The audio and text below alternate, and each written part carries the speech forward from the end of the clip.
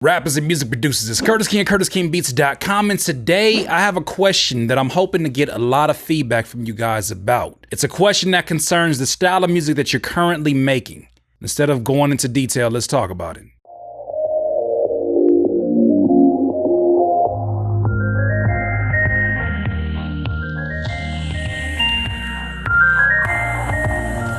Rappers and music producers, there was a tweet by Damn Funk, who is a legendary producer, that really got me inspired and really got me asking a question about the music that I am currently making right now. Now, this question is specifically for those of you that have aspirations or are currently selling your music or selling your beats or trying to get in front of an audience that your music can be palatable for. But the question, or not even a question, but the statement Damn Funk made on Twitter was basically, shout out to all the music producers that are currently staying away from the trends and just really making the music that they want to make. Now, that's not verbatim what the actual tweet was, but that's pretty much the gist of it. When I read it, I don't know, for some reason, it sat inside of my head, because you see people always say stuff like, oh, you gotta be original, you gotta be original, won't you do something more original? And we all know the people who do original music all the way around, people typically don't want that. Somebody said the perfect analogy for what a one-hit wonder or a hit song actually is.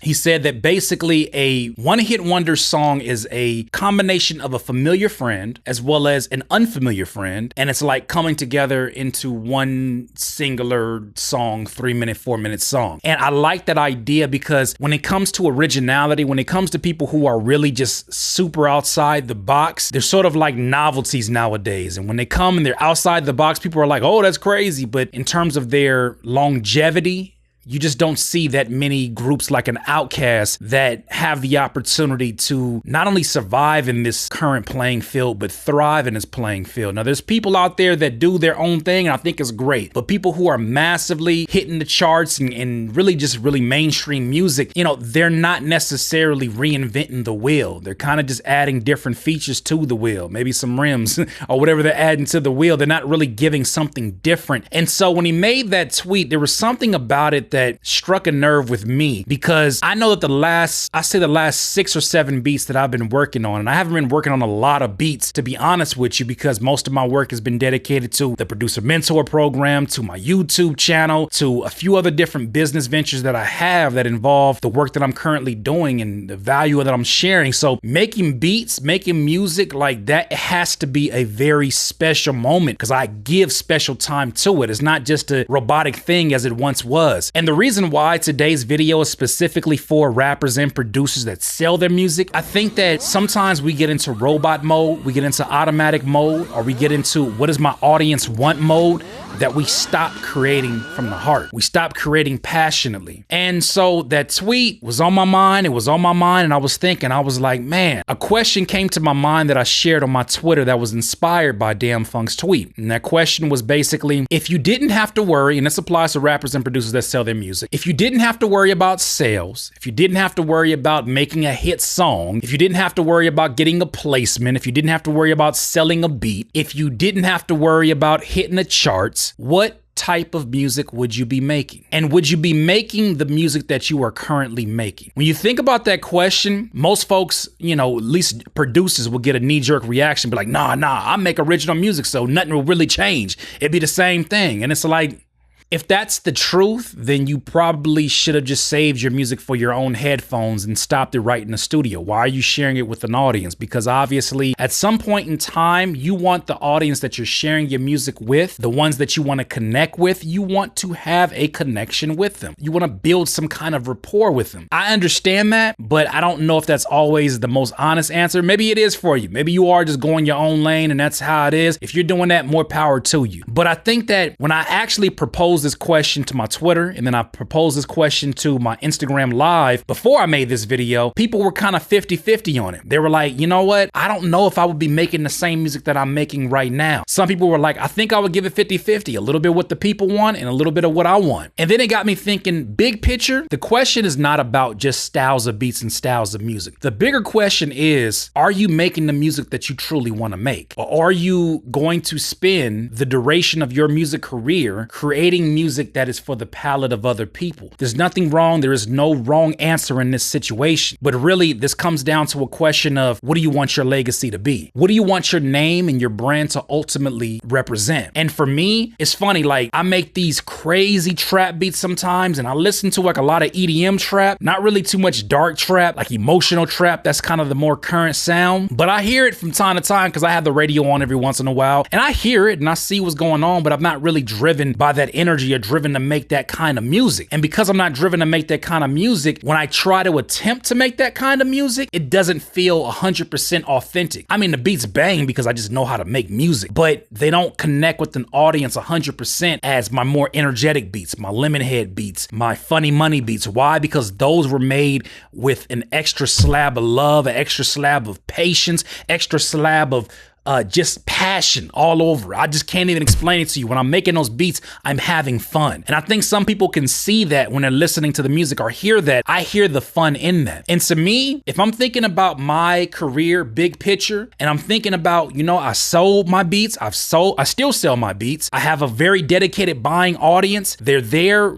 But when I decided to make music, did I do this originally to appease them, or did I do it because I felt like I had a voice inside that was not being heard? Did I do it because I wanted to bring clarity to a voice that I felt like just wasn't being heard on the outside? And that was what it was for me. So now to be in a situation where I have a responsibility, don't get it twisted. We all have a responsibility to be successful. Even those of you that are sitting watching this video saying, well, music is just a hobby, I just do it because it's for fun.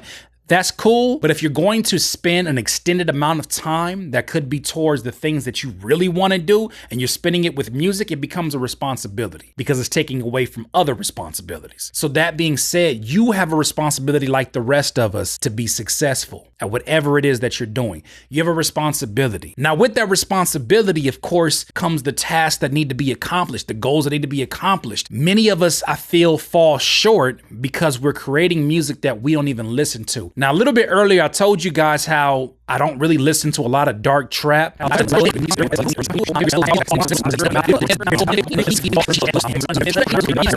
make these crazy trap beats sometimes, and I listen to like a lot of EDM trap, not really too much dark trap, like emotional trap. That's kind of the more current sound, but still my customers sometimes want that, so I'll create it, but that's just not the space that I'm in. So I'm actually doing a disservice to them, because if they're actually in that place and they need these emotions to come out, my beat is not going to convey that properly. The connection is not going to be all the way on. On the flip side of that, if there's a lot of emotion that needs to get out that's authentic to me, I'm doing myself a disservice. I asked the same question. What would you do? Would you still be making the same beats if you didn't have to worry about the things that you're worried about right now? You know, we have the discussions all the time about type beats, and I think the thing that people don't understand is that originally type beats weren't about making somebody else's type of beats. It was about, this beat is fire. Hey, bro, who you hear on this?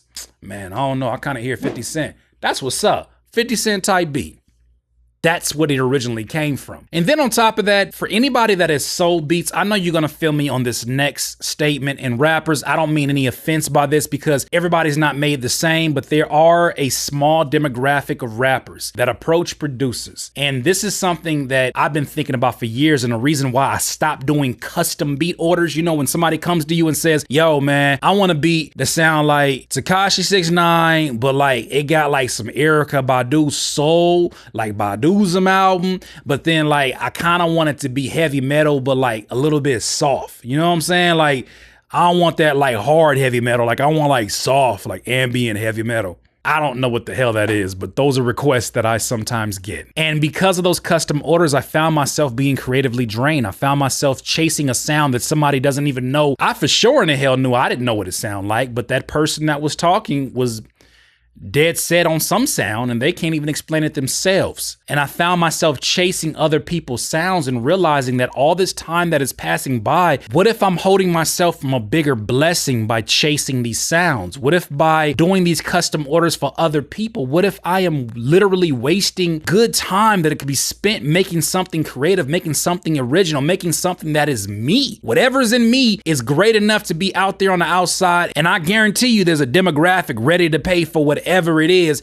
that comes out of me creatively. But I don't think everybody realizes that. I think people are scared. I think people are clueless as to what is the first step because they came into this game immediately trying to duplicate what other people are doing. And you know what? That lack of originality doesn't just apply to people copying other sounds. That lack of originality comes to producers and even rappers that are trying to duplicate the same success they had at 18, 19, or the same sort of emotions they gave people at 18, 19 when they're 29, 30, 32, 30. It's like, it's not the same. You're not the same person. You shouldn't be the same person. Trying to get that is still not original because you're copying an older version of yourself. So I personally come across that when people leave comments on my YouTube and they say things like, oh, Curtis, man, I miss the good old days when you used to make beats like you made for Ab Soul and Kendrick, you know, more of the boom bap, more of the sample hip hop. Let me let you know one of the biggest decisions I made to start making original beats, because I knew in my heart that I was limited making sample beats. Not because the art form is limited. I love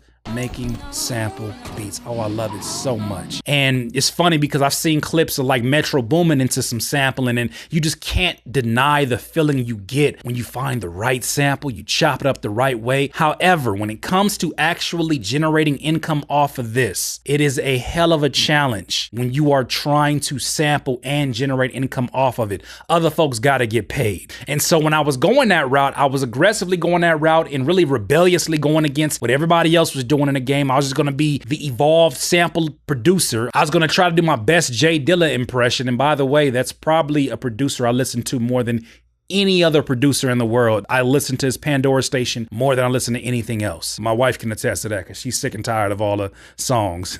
MC squared. So I had a discussion one night with one of my mentors, my big bro Murs, and he's very much known for having these full-length albums produced by Ninth Wonder, who's obviously a legend in the sampling game. He came to me one night and he was like, look, when we was leaving the interview, he said, Curtis, do not build your empire off of sampling. And I was shocked. I didn't know what it meant. I was like, but bro, like that's what people know you. That's why they love you, is because of the samples that you rapped over. He said, I'm telling you right now, you're gonna always owe somebody something because you are sampling somebody else's work. If you can make original music, make original music. If you can, just go after it and do you. So with that in mind, I started making more original beats, I started really with trap beats and like R&B beats. And I was always kind of making some stuff. It just wasn't really good from a chord progression standpoint. It wasn't really musically inclined. I was just putting sounds together. But now fast forward, that conversation was many years ago, and I feel like I'm finally in a space to where the music that I'm creating is a nice little balance between music that I know people will pay for, rappers will pay for because they want to rap over them,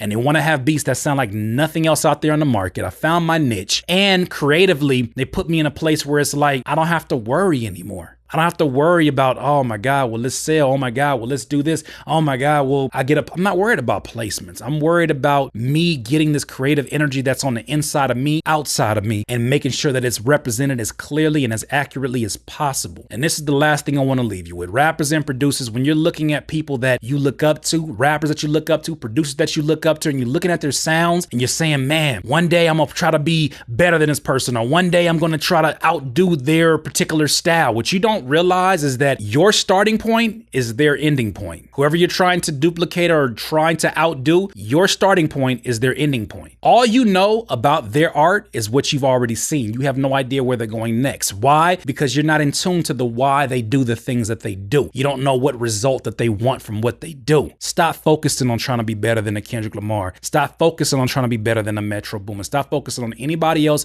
except for yourself. And even with your customers came to you. They came to you for your sound and what you do. So once again, I ask you this question, not trying to give you an answer for it. I want to know. Please leave it in the comments below. Please, my friends. I really want to know your ideas and really want to know your answer to this. If you did not have to worry about sales, would you still be making the beats that you are making today? Once again, this is Curtis King, CurtisKingBeats.com.